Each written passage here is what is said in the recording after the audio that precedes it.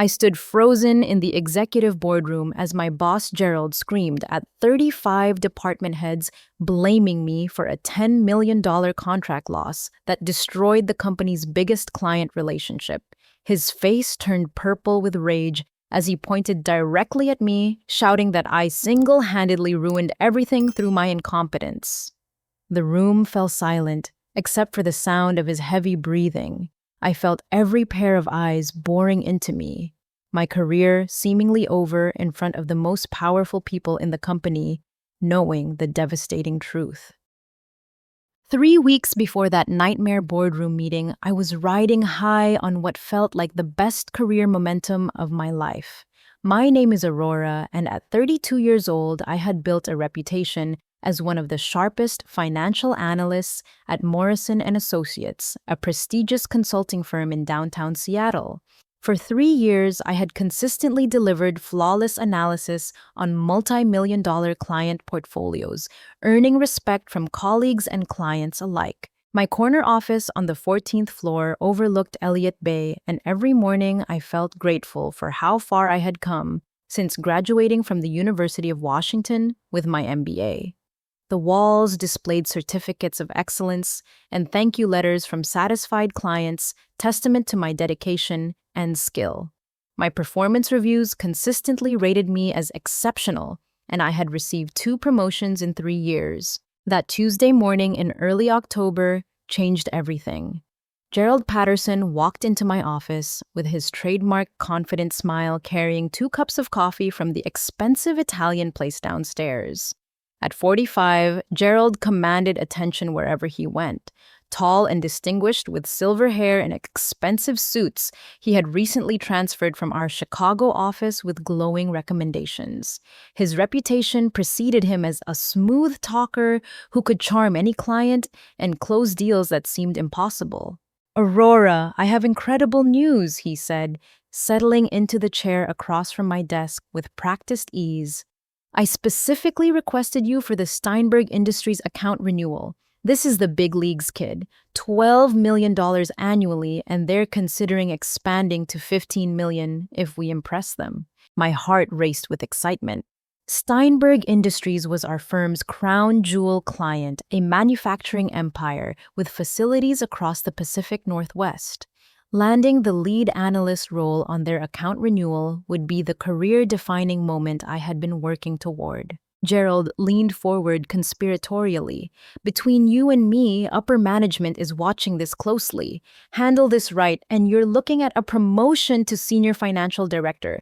We're talking about a $60,000 salary increase and your own team." The opportunity seemed almost too good to be true. Gerald explained that Steinberg had been our client for 8 years, but their current contract was up for renewal in 6 weeks. Recent market pressures had made them cost-conscious, and they were evaluating proposals from 3 competing firms. "Here's what makes us special." Gerald continued, his voice taking on the persuasive tone that had made him legendary in Chicago. "We're not just going to match their expectations. We're going to blow them away with innovations they haven't even considered. I'll handle the relationship management and big picture strategy while you focus on what you do best, crunching numbers and building bulletproof financial models." Over the next week, I threw myself into the project with unprecedented intensity. I analyzed 8 years of Steinberg's financial data, identified cost-saving opportunities, and built comprehensive projection models. My apartment dining table became a war room covered with spreadsheets, industry reports, and performance charts. I barely slept, fueled by the vision of my professional breakthrough. Gerald was the perfect mentor during those early days. He brought me lunch during late-night work sessions and praised my analytical insights. When I presented preliminary findings showing realistic cost reductions of 8 to 12%, he nodded approvingly. "This is exactly why I wanted you on this project," he said. "Your attention to detail is unmatched. Keep digging and let's see if we can find even more opportunities." My personal life was equally exciting. David, my fiancé of 6 months, had been incredibly supportive of my demanding schedule. We had met at a mutual friend's wedding 2 years earlier, and his steady presence as a software engineer at Microsoft provided the perfect balance to my high-stress career. We were planning our own wedding for the following spring and had just started looking at houses in Bellevue. "I'm so proud of you," David said one evening as I worked late on the Steinberg projections. "This promotion is going to change everything for us. We'll finally be able to afford that house with the big kitchen you've been dreaming about." Jessica Martinez, my closest friend and colleague, was less enthusiastic about my partnership with Gerald. As a fellow financial analyst with 5 years at the firm, Jessica had developed sharp instincts about office politics. During our usual Thursday lunch at the waterfront cafe near our building, she voiced concerns that I initially dismissed. "Be careful with Gerald," she warned, picking at her salad while watching boats in the harbor. "I've heard stories from people who worked with him in Chicago. He's charming and brilliant, but he has a reputation for throwing people under the bus when projects go wrong." I laughed off her concerns, confident in Gerald's mentorship and my own abilities. "You're being paranoid, Jess. He specifically asked for me because he believes in my skills. This is my chance to prove I belong in the senior ranks." Jessica's expression remained serious. "I hope you're right, but just promise me you'll document everything. Email confirmations, meeting notes, all of it. Cover yourself." The warning felt unnecessary at the time, but I promised to be careful. Gerald had been nothing but supportive, and I believed our professional relationship was built on mutual respect and shared goals. As the project progressed, I noticed subtle changes in our dynamic that should have raised red flags. During client preparation meetings, Gerald began taking credit for analytical insights I had developed. When I presented cost-saving strategies I had researched for weeks, he would nod and say things like, "That's exactly what I was thinking," or "Great minds think alike." Initially, I attributed this to normal collaborative dynamics. Gerald was the senior partner, and it made sense that he would present our joint work from his perspective. I was learning from a master, and his success would ultimately benefit my career. The sophisticated client presentation took shape over 2 intense weeks. I developed detailed financial models showing how strategic operational adjustments could reduce Steinberg's costs by 10 to 12% annually.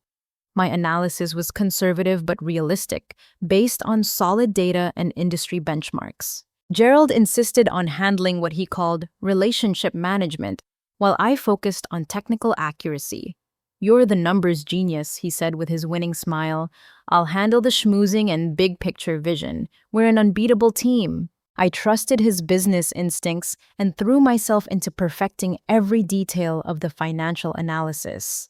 The presentation deck we created was a masterpiece, with clear charts, compelling data, and actionable recommendations that would save Steinberg millions while maintaining service quality. Looking back, I realized the red flags were there all along, but I was too excited about the opportunity to see them clearly. Gerald's compliments felt genuine. His mentorship seemed authentic, and the promise of promotion blinded me to his true nature. 2 days before the client presentation, everything changed. Gerald called a final preparation meeting in the large conference room on the 15th floor. I arrived with printed copies of our presentation and backup materials, feeling confident and prepared. Gerald was already there, laptop open, making last-minute adjustments to the slides. "Aurora, perfect timing. I've made some final tweaks to strengthen our proposal." As he clicked through the presentation, my stomach dropped. He had fundamentally altered the financial projections without consulting me. Where my analysis showed realistic cost savings of 10 to 12%, Gerald's revised version promised 30 to 40% reductions. The numbers were mathematically impossible given Steinberg's operational constraints. "Gerald, wait," I said, my voice tight with concern. "These projections don't match our analysis. I can't support cost reductions of 40%. The operational changes required would compromise service quality and create massive employee layoffs." He turned to me with a patronizing smile that sent chills down my spine. "Aurora, I appreciate your conservative approach, but sometimes you need to think bigger. This is about winning the contract, not getting lost in spreadsheet details. Trust my business instincts over your spreadsheet mentality." I tried to explain the mathematical realities. Steinberg's operational margins simply couldn't support the reductions Gerald was promising.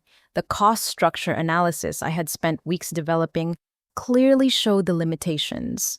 You're being too negative, Gerald dismissed with a wave of his hand. I've been doing this for 20 years. Sometimes you have to make bold promises to win big contracts. We'll figure out the details during implementation. The conversation ended with Gerald essentially ordering me to trust his judgment and follow his lead during the presentation. As I walked back to my office, a cold dread settled in my stomach. I was about to participate in making promises I knew we couldn't keep, but speaking up would mean defying my mentor and potentially sabotaging my own career. I called Jessica that evening, needing someone to talk through my concerns. "This sounds like a disaster waiting to happen," she said after I explained the situation. "You can't put your name on projections you know are false. What happens when Steinberg realizes the promises are impossible?" Her question haunted me through a sleepless night. I was trapped between loyalty to Gerald and my professional integrity. The presentation was scheduled for the following afternoon, and I had less than 18 hours to decide whether to trust Gerald's experience or follow my analytical instincts. As I stared at the ceiling at 3 in the morning, I made a decision that I thought was the right compromise. I would support Gerald during the presentation, but find subtle ways to signal caution about the more aggressive projections. Maybe I could guide the conversation toward more realistic expectations without directly contradicting my boss.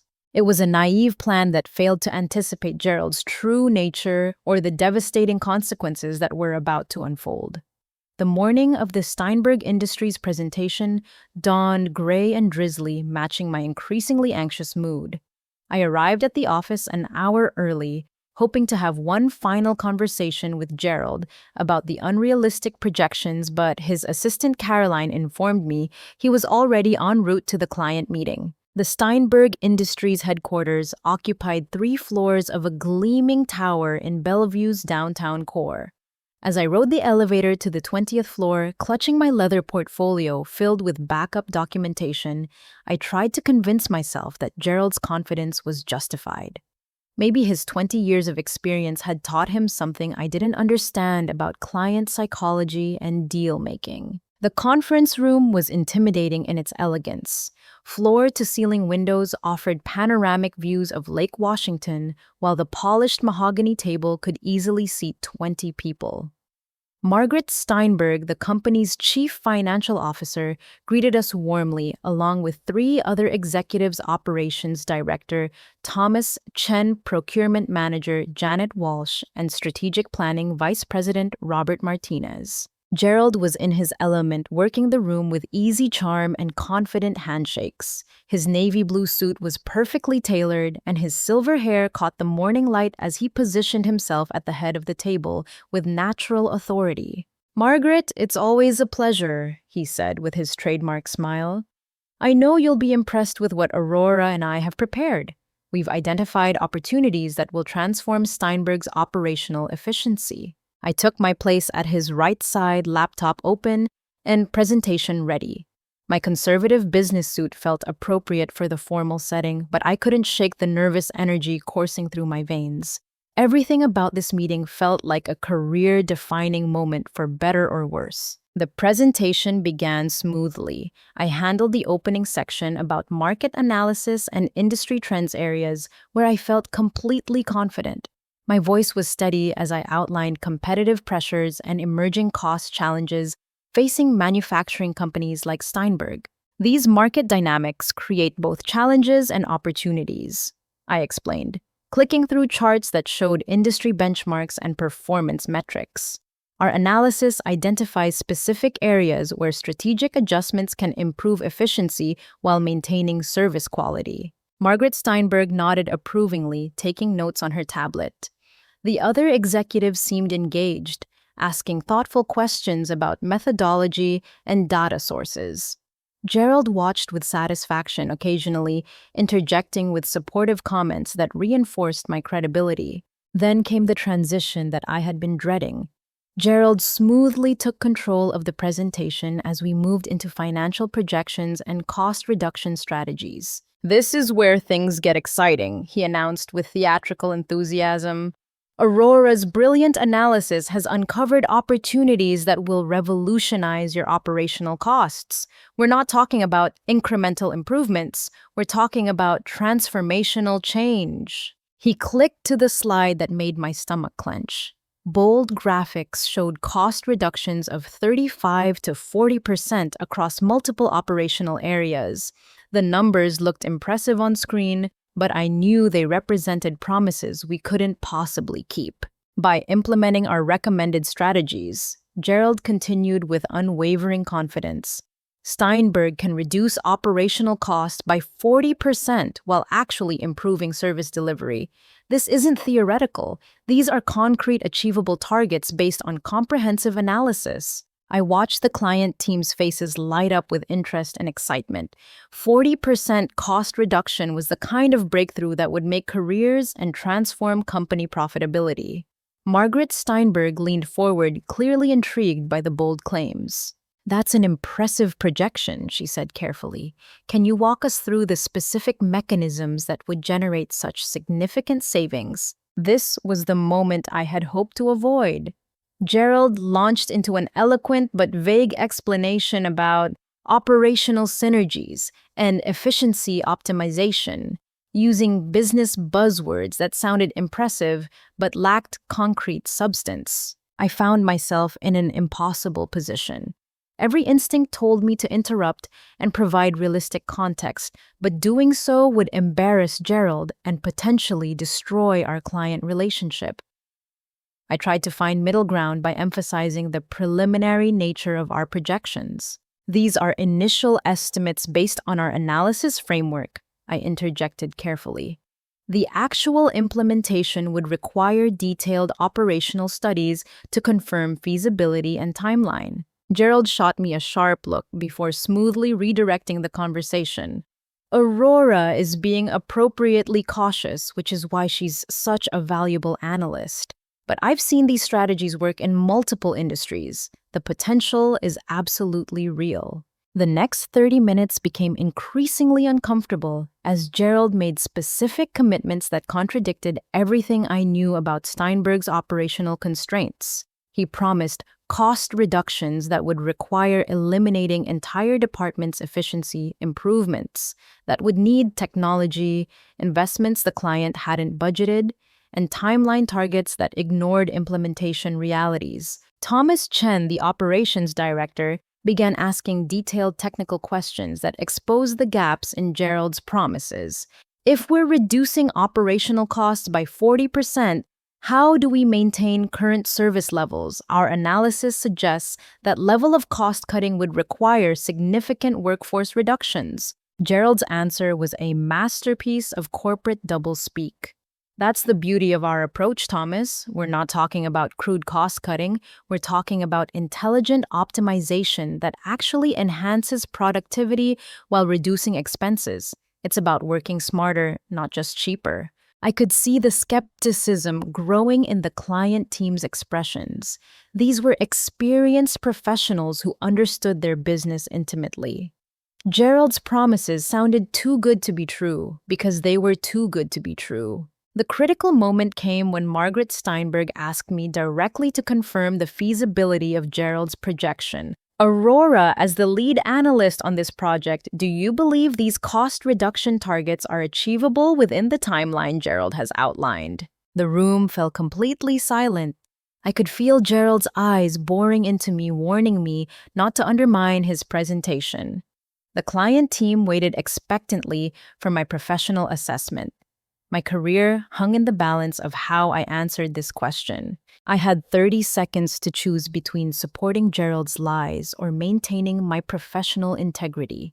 In that moment, I realized that my reputation and self-respect were worth more than any promotion or relationship with a dishonest boss. Margaret, I appreciate your question, I said, my voice steadier than I felt. Based on our operational analysis, I believe realistic cost reductions in the range of 8 to 12% are achievable through the strategies we've identified. More aggressive targets would require operational changes that could compromise service quality or create significant implementation risks. The silence that followed my statement was deafening. Gerald's face went completely white as he realized I had just contradicted his entire presentation. The client team exchanged glances that clearly indicated they were processing conflicting information from their potential consultants. I see, Margaret said slowly. So there seems to be some disagreement about the scope of potential savings. Gerald, how do you reconcile Aurora's assessment with your projections? Gerald scrambled to recover, but the damage was done. His attempts to dismiss my analysis as overly conservative and emphasize his strategic vision only highlighted the fundamental disconnect in our recommendations. The client team became increasingly uncomfortable as they witnessed what appeared to be internal conflict within our consulting team. The presentation limped to an unsatisfying conclusion, with Gerald trying desperately to regain credibility while I sat in stunned silence realizing I had just detonated my own career. The client team thanked us politely but without the enthusiasm that typically followed successful presentations. As we gathered our materials and prepared to leave, Margaret Steinberg pulled me aside privately. Aurora, I want to thank you for your honesty. We've worked with consultants who promised the moon and delivered disappointment. Your realistic assessment is exactly what we need to make informed decisions. Her words provided small comfort as I walked to the parking garage with Gerald, who maintained absolute silence during the elevator ride. His jaw was clenched, and I could feel waves of fury radiating from his rigid posture. The drive back to our office felt like a funeral procession. Gerald stared straight ahead, gripping the steering wheel with white knuckles. I knew that whatever happened next would determine whether my career at Morrison and Associates would survive the next 24 hours. As we pulled into the office parking garage, Gerald finally spoke, his voice cold and controlled. "We need to talk. My office, now." Walking through the lobby and up the elevator, I felt like a prisoner being led to execution. Colleagues smiled and waved, normally unaware that my professional world was about to explode. The familiar office environment suddenly felt foreign and threatening. Gerald's corner office on the 16th floor reflected his senior status, with expensive furniture and impressive city views. As he closed the door behind us, I braced myself for the confrontation that would define the rest of my career. What happened next exceeded my worst fears and set in motion a chain of events that would ultimately expose Gerald's true nature to everyone who mattered. Gerald's office felt suffocatingly small as he paced behind his massive oak desk like a caged predator. The Seattle skyline stretched beyond floor-to-ceiling windows, but the beautiful autumn afternoon view seemed irrelevant to the storm brewing inside the room. "Sit down," Gerald commanded, his voice carrying a dangerous edge I had never heard before. Gone was the charming mentor who had praised my analytical skills just hours earlier. This man radiated cold fury and calculating malice. I took the chair across from his desk, trying to maintain professional composure despite my racing heart. The silence stretched for nearly a minute as Gerald continued pacing, clearly building toward an explosion. 20 years, he finally said, stopping directly in front of me. 20 years I've been building client relationships and closing deals, and you just destroyed everything with your naive little honesty session. His face had taken on a purplish hue that reminded me of an overripe plum. Spittle formed at the corners of his mouth as his voice rose. "Do you have any idea what you've done? Steinberg Industries is our biggest client. Their contract renewal was supposed to be a guaranteed win, and you sabotaged it with your sophomoric number crunching." I tried to respond calmly. "Gerald, I had to give them that accurate information. The projections you presented were mathematically impossible. If we had won the contract based on those promises, we would have failed during implementation and faced potential lawsuits." Lawsuits. Gerald laughed bitterly. You think I don't know how to manage client expectations during implementation? I've been navigating these waters since before you graduated college. The art of consulting is selling vision first and managing details later. He leaned across his desk, bringing his face uncomfortably close to mine. Let me explain something about the real world, Aurora. Clients don't want conservative analysis. They want breakthrough solutions. They want consultants who can see possibilities beyond spreadsheet limitations. You gave them bookkeeper thinking when they needed strategic vision. The accusation stung because it attacked my professional identity. I had built my reputation on providing accurate, reliable analysis that clients could trust. Gerald was essentially calling me a small-minded number pusher incapable of strategic thinking. Here's what's going to happen. Gerald continued, his tone shifting from anger to cold threat. Steinberg is going to cancel their contract. When they do, I'm going to make sure everyone understands exactly why. Your negativity and unprofessional conduct during that presentation will be documented in detail. The words hit me like physical blows. Gerald was already preparing to make me the scapegoat for his own dishonesty and incompetence. Gerald, that's not fair or accurate, I protested. I was trying to protect our firm's reputation by providing honest analysis. If you blame me for your unrealistic promises, you're essentially punishing me for maintaining professional integrity. His smile was purely predatory. Professional integrity, is that what you call undermining your supervisor in front of clients? I call it insubordination and disloyalty. Those are termination-worthy offenses at this firm. I left his office in a daze, my legs feeling unsteady as I walked through the familiar hallways that suddenly seemed foreign and hostile. Colleagues greeted me normally, unaware that my career was hanging by a thread, and my boss was actively plotting my destruction. Jessica took one look at my face when I arrived at her office and immediately closed her door. What happened? You look like you've seen a ghost. I collapsed into her visitor chair and recounted the entire disaster from the presentation confrontation to Gerald's threats. Jessica listened with growing alarm, occasionally shaking her head or muttering under her breath. Aurora, this is worse than I thought, she said when I finished. Gerald isn't just angry about losing face with the client. He's planning to destroy you to protect himself. She opened her laptop and began typing rapidly. I still have contacts in our Chicago office. Let me make some calls and see what I can find out about Gerald's history there. While Jessica worked her network, I tried to process the magnitude of my situation. In the span of 6 hours, I had gone from rising star to potential corporate pariah. The promotion I had dreamed about was evaporating, and my entire future at Morrison and Associates was in jeopardy. 2 hours later, Jessica called me back to her office with disturbing news. I talked to 3 people who worked with Gerald in Chicago. The picture that emerged is terrifying and familiar. She consulted her handwritten notes. 2 years ago, Gerald was the senior consultant on a major project with Midwest Manufacturing Solutions. He made similar unrealistic promises about cost reductions and operational improvements. When the implementation failed spectacularly, he blamed a junior analyst named Thomas Richardson. My blood ran cold as Jessica continued. Thomas tried to fight back with documentation and evidence, but Gerald had already poisoned the well with senior management. Thomas was terminated for performance issues, and Gerald was quietly transferred here to avoid further controversy. The pattern was becoming clear.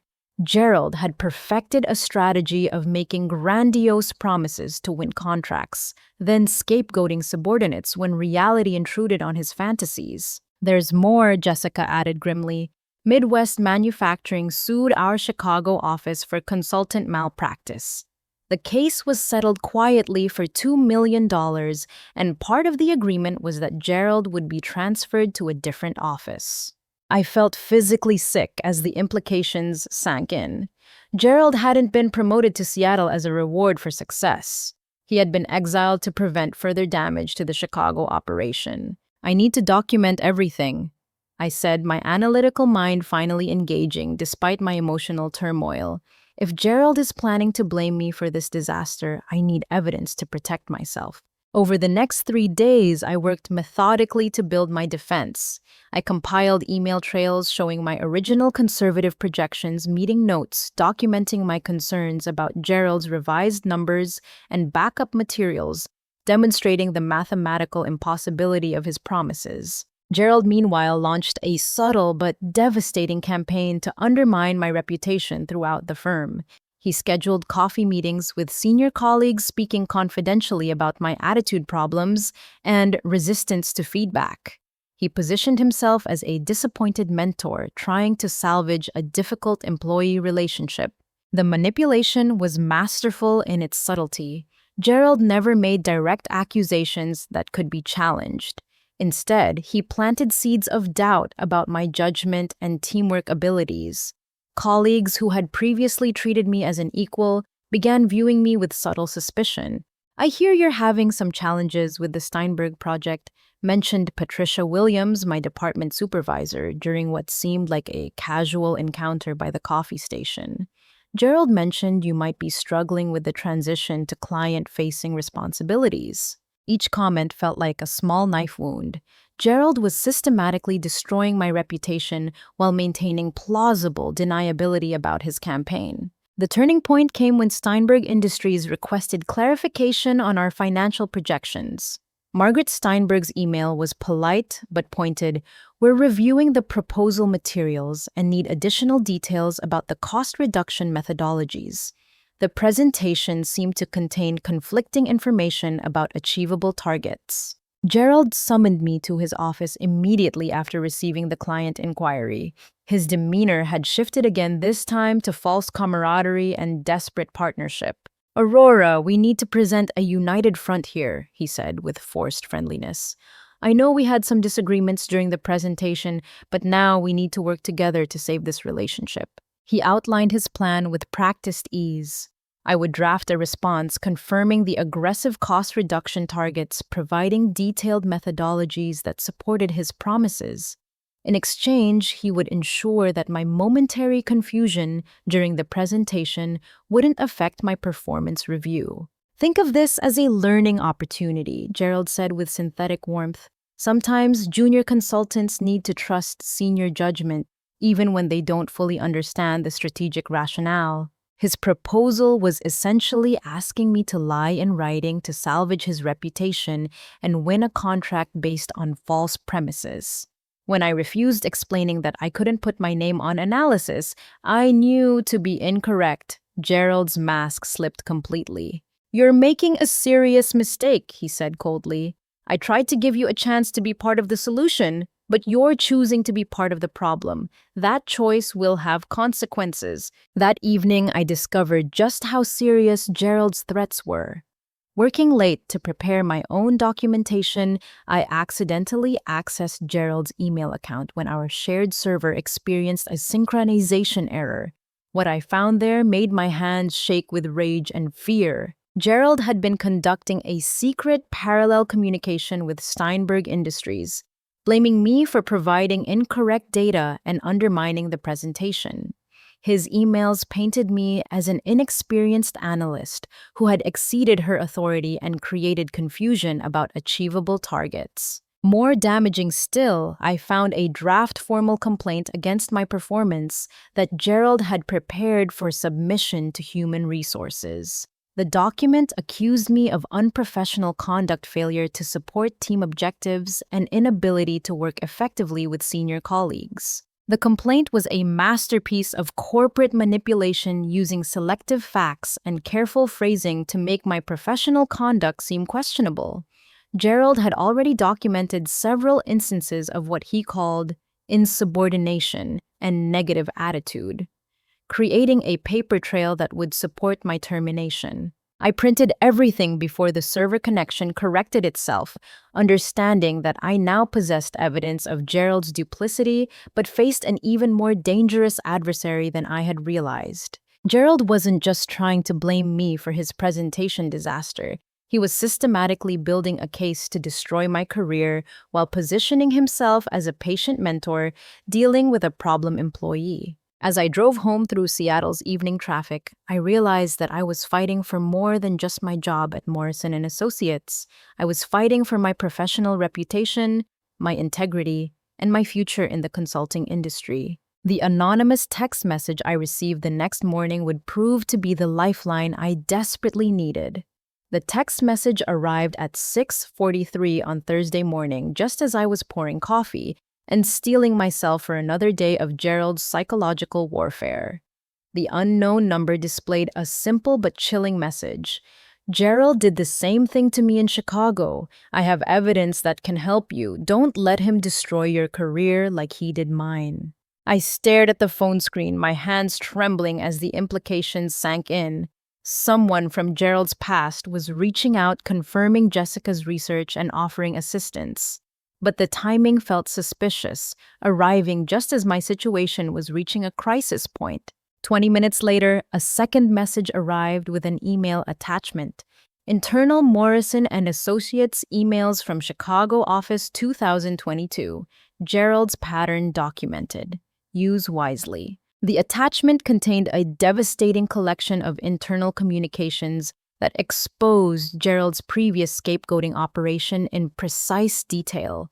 Email threads showed Gerald making identical, unrealistic promises to clients, then systematically destroying the reputation of Thomas Richardson, the junior analyst who had tried to maintain professional integrity. The parallels to my situation were terrifying in their accuracy.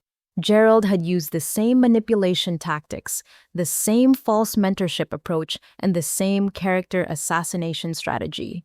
Reading Thomas Richardson's increasingly desperate emails defending his analysis felt like looking into a mirror. One email particularly struck me. Thomas had written to Chicago management. Gerald is asking me to falsify financial projections to support promises he made to clients. I cannot compromise my professional ethics, but he's threatening my career if I don't comply. I need guidance on how to handle this impossible situation. The response from Chicago management was a generic statement about working collaboratively with senior consultants and supporting team objectives. Thomas had been abandoned by the system he had trusted to protect integrity and professional standards. I arrived at the office that morning with a new understanding of the battle I was fighting. This wasn't just about the Steinberg Industries contract or my individual career. Gerald was a predator who systematically destroyed young professionals to protect his own reputation and advancement. The trap was closing rapidly. That afternoon, Margaret Steinberg called to inform us that Steinberg Industries was terminating their consulting relationship with Morrison and Associates. Her voice was professionally courteous but clearly disappointed. We've decided to pursue other options, she explained to Gerald during the speakerphone call I was required to witness. The conflicting information in your presentation raised concerns about your firm's internal coordination and analytical reliability. Gerald's face went through a spectrum of colors as he absorbed the magnitude of the loss. $12 million in annual revenue, plus the potential $15 million expansion had just evaporated. The commission alone would have been enough to fund his lifestyle for years. After ending the call, Gerald sat in stunned silence for nearly 5 minutes.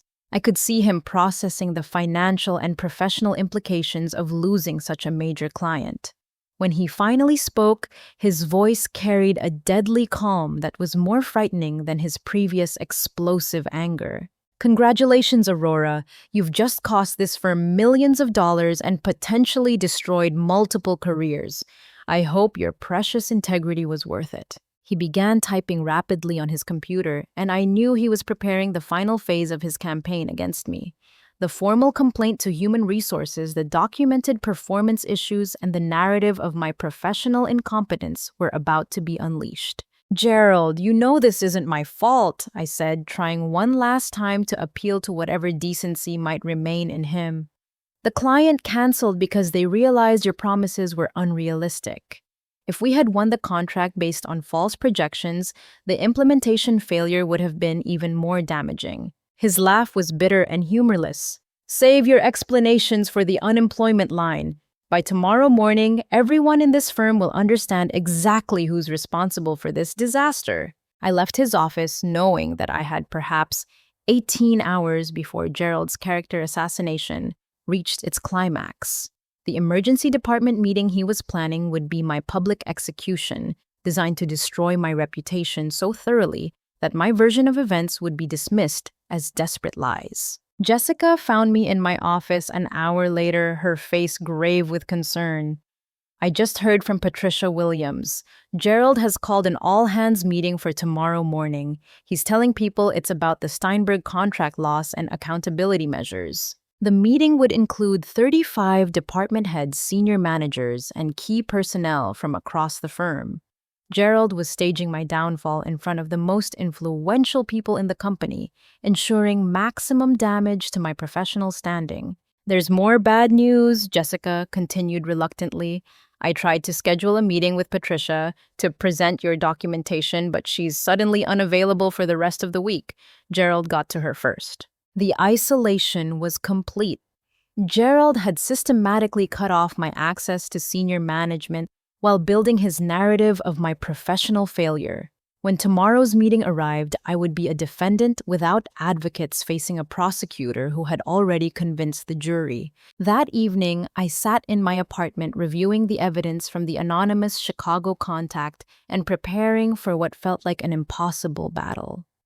The emails clearly documented Gerald's pattern of unethical behavior, but presenting them would require explaining how I had obtained internal company communications. David tried to be supportive, but I could see the worry in his eyes as he processed the potential career implications.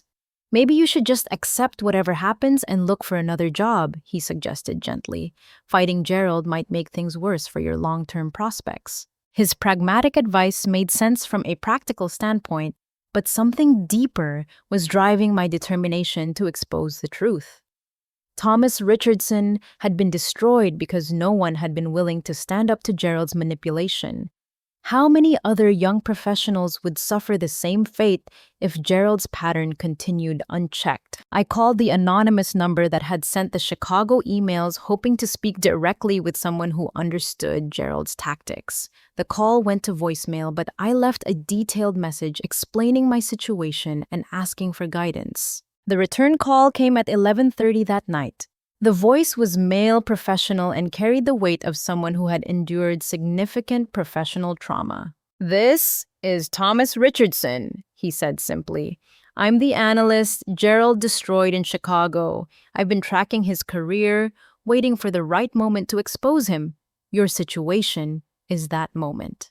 Thomas explained that he had spent 2 years rebuilding his career after Gerald's character assassination. He had eventually found employment with a smaller consulting firm, but the damage to his reputation had been substantial and lasting. "I've been collecting evidence about Gerald's pattern for months," Thomas continued. "Internal emails, client communications, documentation of his promises, and subsequent blame shifting. I was waiting for him to target someone else so I could establish a clear pattern of behavior." He offered to provide additional documentation and serve as a witness to Gerald's Chicago behavior, but warned me about the personal costs of fighting back. "Gerald is brilliant at manipulation and character destruction," Thomas said grimly. "Even with evidence, some people will believe his version of events. Are you prepared for the possibility that standing up to him might still cost you your career?" As I prepared for sleep that night, knowing it would likely be my last peaceful moment before the storm, I made a decision that would define not just my career, but my fundamental sense of self-worth. I would walk into that boardroom tomorrow, armed with truth evidence and the courage to speak 7 words that would either save my career or destroy it completely. But either outcome would be on my own terms with my integrity intact. The battle for my professional life was about to begin. Friday morning arrived with the kind of crisp Seattle clarity that normally filled me with optimism. Instead, I dressed for what felt like my own professional funeral, choosing a navy blue suit that projected confidence I didn't feel, and gathering documents that represented my only hope of survival. The Morrison and Associates boardroom occupied the entire north side of the 17th floor with panoramic views of Puget Sound that seemed irrelevant to the drama about to unfold inside.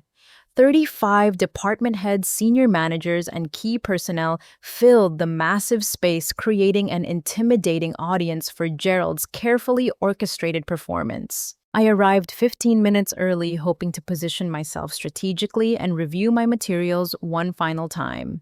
Gerald was already there, his presentation materials perfectly organized, and his demeanor radiating confident authority. He greeted colleagues with his trademark charm, accepting sympathetic comments about the challenging client situation with gracious humility. "These things happen in consulting," I heard him tell Robert Patterson from business development. "Sometimes you discover that team dynamics aren't quite what you hoped they would be. It's a learning experience for everyone involved." The subtle poison was already being administered. Gerald was preparing the audience to view the meeting as a teaching moment about professional standards and team accountability, with me as the cautionary example. Jessica arrived with Patricia Williams and took a seat near the back of the room, offering me a supportive nod that provided minimal comfort. Other colleagues filed in with expressions ranging from curious to sympathetic to uncomfortable, sensing that they were about to witness something unpleasant. CEO Marcus Thompson entered precisely at 9 o'clock, his presence immediately commanding attention and silence.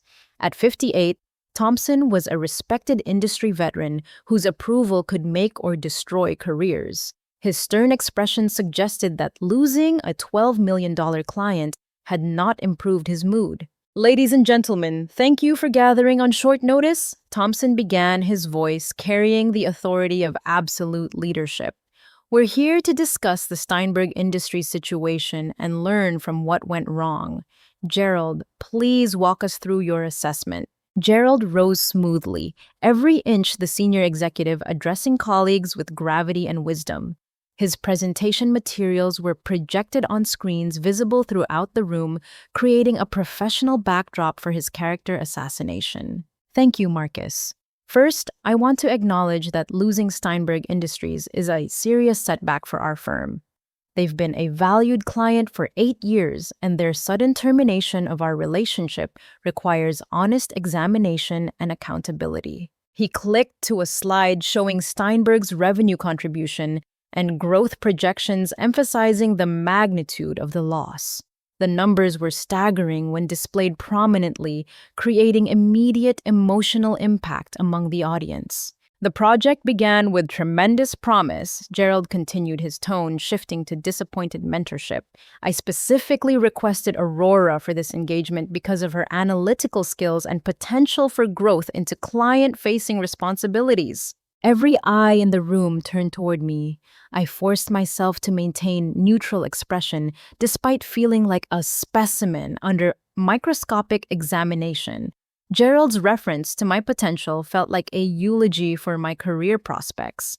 Unfortunately, what unfolded during our client presentation exposed some fundamental challenges in Aurora's approach to consulting and client relationship management. Gerald's next slide contained bullet points outlining what he characterized as my professional failures: resistance to strategic thinking, inappropriate, challenging of senior guidance, and unprofessional conduct during client meetings.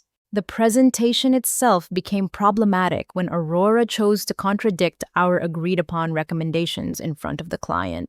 Gerald continued, his voice heavy with regret. Rather than supporting our team approach, she undermined our strategic message with overly conservative projections that demonstrated limited understanding of client needs. The manipulation was masterful in its combination of specific accusations and emotional appeal. Gerald portrayed himself as a patient mentor betrayed by an ungrateful subordinate who lacked the wisdom to appreciate his guidance. "I tried to manage this situation diplomatically," he said with practiced sadness. "Consulting requires flexibility and trust between team members. When that breaks down, particularly in front of clients, the results can be devastating." Thompson leaned forward, his expression increasingly stern. Gerald, are you suggesting that Aurora's conduct during the presentation directly contributed to losing this contract? Marcus, I don't want to scapegoat anyone, Gerald replied with false magnanimity, but Steinberg's feedback was clear.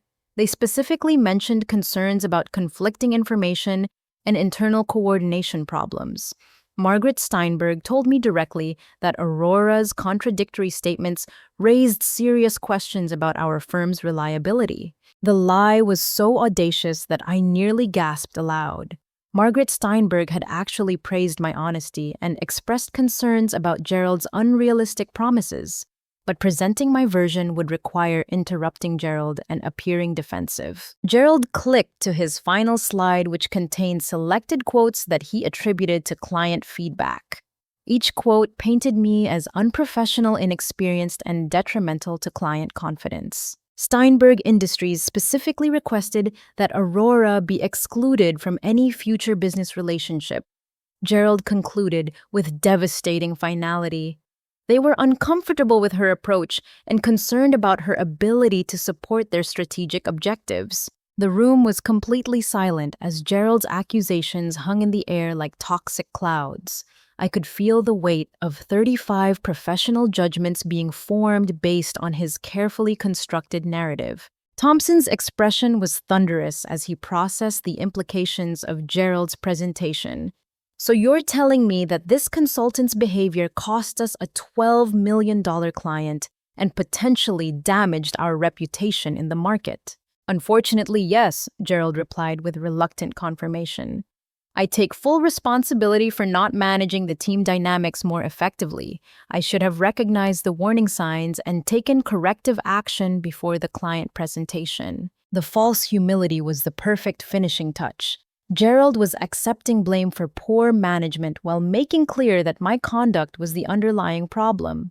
He appeared magnanimous while ensuring that I would bear full responsibility for the disaster. As murmurs of discussion rippled through the audience, I realized that Gerald's performance had been flawless. He had systematically destroyed my credibility while maintaining his own reputation as a disappointed but honorable leader trying to protect a failing subordinate. Thompson turned his attention directly to me, his eyes cold with professional judgment. Aurora, do you have anything to say in response to these serious allegations? This was my moment. 35 of the most influential people in the firm were waiting to hear my defense against charges that could end my career. Gerald watched with confident smugness, certain that any response I offered would sound like desperate excuses. I stood slowly, my legs steadier than I had expected, and looked directly at Gerald across the intimidating expanse of mahogany table. The Chicago evidence was in my portfolio, Thomas Richardson was standing by via phone, and the truth was finally ready to emerge. Gerald, I said clearly, my voice carrying throughout the silent room, should I read your Chicago emails? The effect was instantaneous and devastating. Gerald's confident expression crumbled as blood drained from his face, leaving him pale and stricken. His mouth opened and closed soundlessly as panic flashed across his features. The room erupted in confused murmurs as colleagues tried to understand the significance of my question. Thompson's stern expression shifted to sharp curiosity as he sensed that the meeting had just taken an unexpected and potentially explosive turn. Gerald's political death was about to begin. The 7 words hung in the boardroom air like a detonated bomb, their impact rippling through the assembled crowd in waves of confusion, shock, and dawning realization. Gerald's face had transformed from confident authority to ashen panic in the span of 3 seconds, his carefully constructed presentation crumbling as my question exposed the foundation of lies beneath his accusations. What are you talking about? Gerald stammered, his voice cracking with barely controlled fear. What Chicago emails? This is completely irrelevant to our current situation. But his denial rang hollow in the suddenly charged atmosphere. Every executive in that room had spent years reading people and recognizing deception, and Gerald's transparent panic was as obvious as a neon sign flashing guilt. Marcus Thompson's expression had shifted from stern judgment to sharp investigative focus. As CEO, he possessed finely tuned instincts for corporate crisis, and my question had clearly triggered every warning system in his experienced mind. Aurora, please explain what you're referring to, Thompson commanded, his voice cutting through the nervous murmurs filling the room. If you have information relevant to this discussion, now is the time to present it. I reached into my portfolio with steady hands, retrieving the printed emails that Thomas Richardson had provided, along with my own documentation of Gerald's pattern. The papers felt substantial in my hands, representing truth and justice, after days of manipulation and lies. 6 weeks ago, I was contacted by Thomas Richardson, a former analyst from our Chicago office. I began, my voice growing stronger with each word. Thomas worked with Gerald on a project remarkably similar to our Steinberg engagement. The parallels are not coincidental. Gerald tried desperately to regain control of the narrative. This is a desperate attempt to distract from Aurora's professional failures. Whatever happened in Chicago has nothing to do with her conduct during our client presentation. But his protests were drowned out as I began reading from the damning email evidence. The first communication was from Thomas Richardson to Chicago management, dated 18 months earlier. Gerald Patterson is asking me to falsify financial projections to support unrealistic cost reduction promises he made to Midwest Manufacturing Solutions. When I refused to compromise my analytical integrity, he threatened my career and began systematically undermining my reputation with senior colleagues. The room fell completely silent as the implications became clear. Gerald hadn't just manipulated me. He had perfected a pattern of unethical behavior that destroyed young professionals to protect his own advancement. I continued reading Thomas's increasingly desperate attempts to expose Gerald's misconduct.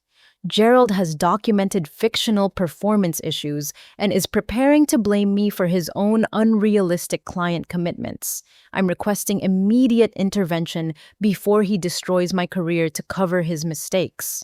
Patricia Williams looked stricken as she recognized the similarity between Thomas's situation and the performance complaints Gerald had been filing about me. The pattern was becoming undeniably obvious to everyone in the room. Gerald made one last attempt to discredit the evidence. These documents could be fabricated. Aurora is clearly desperate to avoid accountability for her own failures. This is exactly the kind of manipulative behavior that cost us the Steinberg contract. His accusation backfired spectacularly as I produced the final piece of evidence, Gerald's own internal emails from the Chicago office obtained through the firm's document retention system. These are Gerald's own communications, I announced, holding up emails bearing Morrison and Associates' letterhead and Gerald's digital signature. Internal correspondence where he admits to making unrealistic client promises and planning to blame Thomas Richardson for implementation failures. The smoking gun was Gerald's email to a Chicago colleague. Richardson is being difficult about the Midwest projections, but I'll handle him during the postmortem.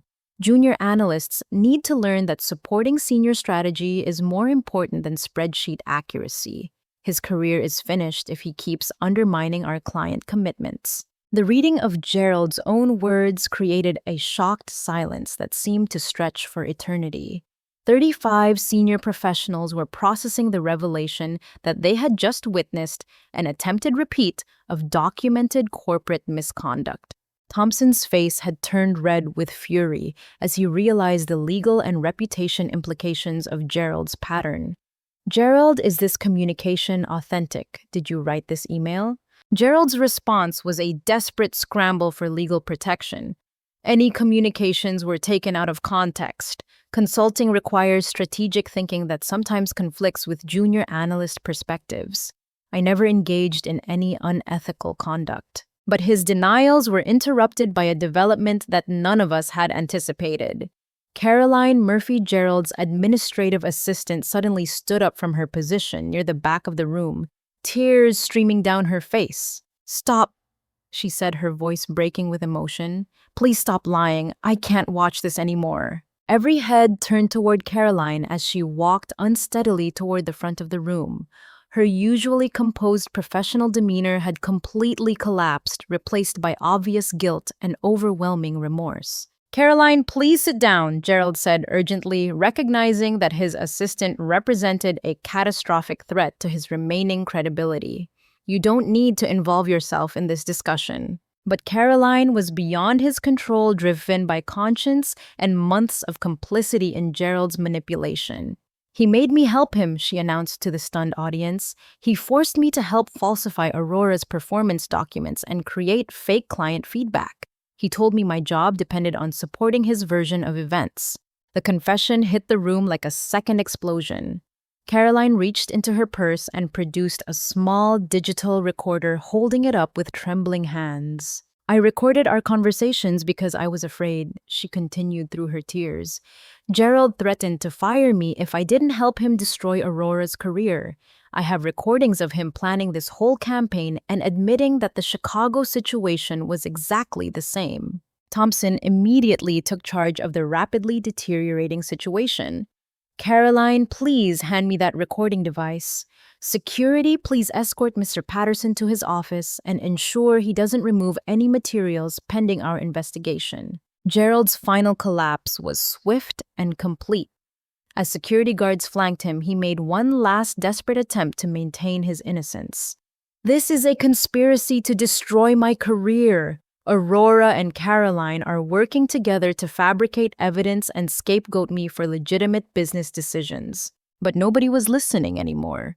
The weight of evidence had destroyed his credibility so thoroughly that further denials only emphasized his guilt. As he was escorted from the boardroom, Gerald's 20-year consulting career was effectively over. The aftermath unfolded with surprising swiftness. Caroline's recordings contained detailed admissions of Gerald's manipulation tactics, his awareness of the Chicago pattern, and his explicit plans to destroy my reputation regardless of the truth. Thompson addressed the remaining audience with grim authority. "Ladies and gentlemen, we have obviously uncovered serious misconduct that requires immediate investigation and corrective action. This meeting is concluded pending our review of all evidence." As colleagues filed out in shocked silence, many approached me with expressions of apology and support. The same people who had been prepared to accept Gerald's version of events were now horrified by their willingness to participate in character assassination. Jessica reached me first, her face bright with relief and pride. "You did it," she said, squeezing my hands tightly. "You actually stopped him." Patricia Williams approached next, her expression mixing shame with professional respect. "Aurora, I owe you an apology. I should have listened to your concerns instead of accepting Gerald's narrative. Your courage in standing up to this pattern may have saved other careers." But the most meaningful moment came from an unexpected source. Thomas Richardson had driven from Portland to Seattle overnight, arriving just as the meeting concluded. His presence represented vindication not just for my situation, but for his own destroyed career 2 years earlier. "Thank you," he said, simply shaking my hand with obvious emotion. "Gerald destroyed my reputation and my career, but watching him finally face consequences provides closure I never thought I would experience." As the boardroom emptied and the magnitude of the morning's events began to settle, I realized that the 7 words that changed everything weren't just about exposing Gerald's misconduct. They represented a choice between easy compliance and difficult truth, between personal safety and professional integrity. The battle was won, but the most satisfying chapters of this story were still to come. The following weeks unfolded like scenes from a corporate justice fantasy that I had never dared imagine. Gerald's immediate suspension became permanent termination within 72 hours as Morrison and Associates conducted the fastest misconduct investigation in company history. The evidence was so overwhelming that even Gerald's expensive attorney advised against fighting the dismissal. Marcus Thompson called me into his office the Monday after the dramatic boardroom confrontation, his demeanor completely transformed from the stern judge who had been prepared to accept Gerald's character assassination just days earlier. Aurora, I want to begin with a formal apology, he said, gesturing for me to take the chair across from his impressive mahogany desk. This firm failed you badly by allowing Gerald's manipulation to proceed unchecked. We should have investigated the Chicago situation more thoroughly before approving his transfer. The CEO's corner office felt different this time, welcoming rather than intimidating. Thompson's expression carried genuine remorse mixed with professional respect as he outlined the company's response to the Gerald Patterson scandal. We've conducted a complete review of Gerald's activities since joining our Seattle office. Thompson continued consulting a thick folder of investigation results. The pattern of misconduct extends beyond your situation to at least 3 other junior consultants who experienced similar manipulation but lacked the courage or evidence to speak up. The investigation had uncovered a systematic campaign of professional abuse that made my situation seem almost modest by comparison. Gerald had been building false documentation against multiple employees while taking credit for their analytical work and client relationship successes.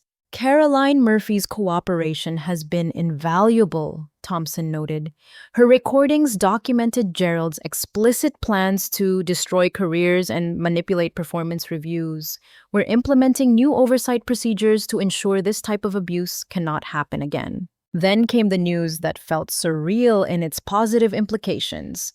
Thompson leaned forward with the focused attention of someone delivering life-changing information. Aurora, we're offering you Gerald's former position as Senior Vice President of Financial Analysis, effective immediately. The role comes with a $65,000 salary increase, your own analytical team, and direct reporting to our executive committee. The promotion exceeded even my most optimistic career fantasies.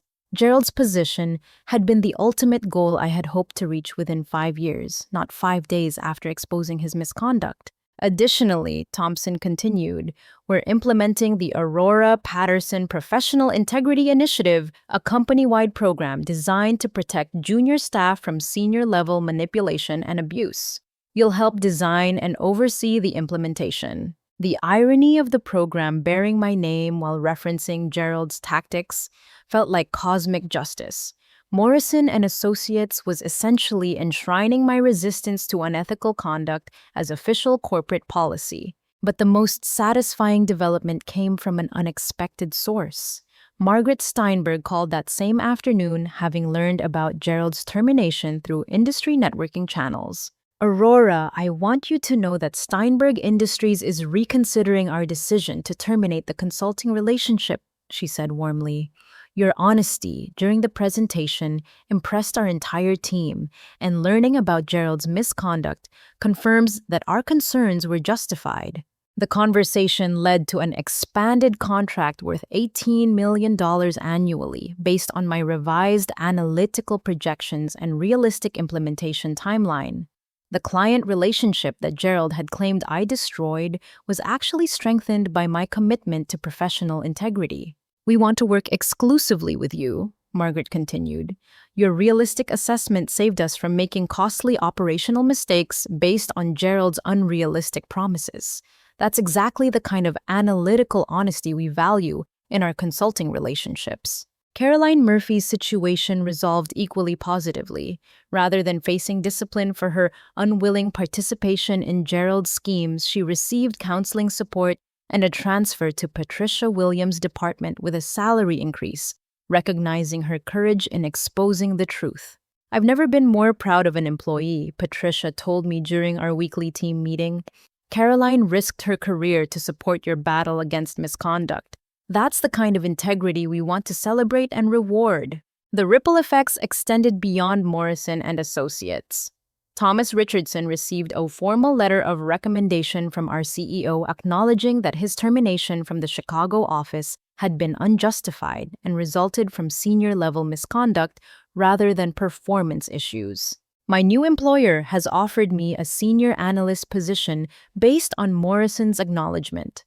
Thomas told me during a celebratory dinner in Portland. 2 years of career damage are finally being repaired because you had the courage to speak truth to power. 6 months after the boardroom confrontation, my life had transformed in ways that seemed impossible during those dark days when Gerald was systematically destroying my reputation. David and I purchased our dream house in Bellevue, a beautiful colonial with the spacious kitchen I had always wanted. Our wedding planning resumed with renewed joy and the financial security that came with my executive level position. Jessica was promoted to senior financial analyst, filling the role I had vacated, and our friendship had strengthened through shared experience of corporate warfare and ultimate victory. We often had lunch at our favorite waterfront cafe, marveling at how quickly circumstances could change when truth finally emerged. The industry recognition came as a surprise bonus. The Seattle Business Journal featured my story in an article about corporate integrity and professional courage, leading to speaking invitations and consulting opportunities that enhanced my reputation throughout the Pacific Northwest business community. But the most meaningful transformation was internal. I had learned that fighting for truth required accepting risk and discomfort, but the alternative was complicity in systems that destroyed other people's careers and dreams. The 7 words that changed everything weren't just about exposing Gerald's misconduct. They represented a fundamental choice about the kind of professional I wanted to be. Standing in my new corner office 18 months later, looking out over Elliott Bay while reviewing analytical reports from my team of 6 junior consultants, I reflected on the lessons learned from Gerald's attempted destruction. True strength doesn't come from avoiding conflict or maintaining comfortable relationships. It comes from having the courage to stand up for what's right even when the stakes are highest and the outcome is uncertain. Sometimes the most important battles are fought not with anger or aggression, but with quiet dignity and unwavering commitment to truth. Gerald Patterson had tried to teach me that success required compromising integrity and sacrificing others for personal advancement. Instead, I learned that real success comes from protecting integrity and using positions of power to protect others from the kind of abuse I had experienced. The young analysts on my team know that their work will be credited accurately, their concerns will be heard respectfully, and their careers will be protected from manipulation and scapegoating. Creating that environment has become my most important professional responsibility. As I prepared to leave the office that evening, my phone buzzed with a text from Margaret Steinberg. Aurora, your team's quarterly analysis exceeded our expectations again. Steinberg Industries is recommending Morrison and Associates to 3 other manufacturing companies based on your exceptional work. Thank you for maintaining the highest professional standards. The client relationships built on honesty and realistic projections had proven far more valuable than anything Gerald could have achieved through manipulation and false promises. Truth had been not just morally superior, but strategically more effective. Walking to my car in the parking garage that night, I thought about all the young professionals who might face similar challenges in their careers. Corporate bullies and manipulative supervisors exist in every industry, protected by hierarchies and enabled by systems that prioritize comfort over justice. The most important lesson from my experience is that these predators can be stopped, but only when people find the courage to speak uncomfortable truths and accept the risks that come with challenging power. Gerald Patterson spent 18 months unemployed before finding a mid-level position with a smaller firm in another city. His reputation in the Seattle consulting market was permanently damaged, and his pattern of destroying young careers was finally ended. Sometimes justice takes years to arrive, but when it does, the satisfaction is worth every moment of fear and uncertainty that preceded it. What would you have done in my situation when faced with a choice between protecting your career and protecting your integrity? Which would you choose? Have you ever encountered workplace bullying or manipulation, and how did you handle it? Share your thoughts in the comments below, and if this story resonated with you, please like this video, subscribe to our channel for more stories about workplace justice and personal courage, and share it with anyone who might be facing similar challenges. Thank you for listening to my story and supporting content that celebrates integrity over convenience. Remember that your voice matters. Your principles have power, and sometimes 7 words can change everything. Until next time, keep standing up for what's right even when it's difficult.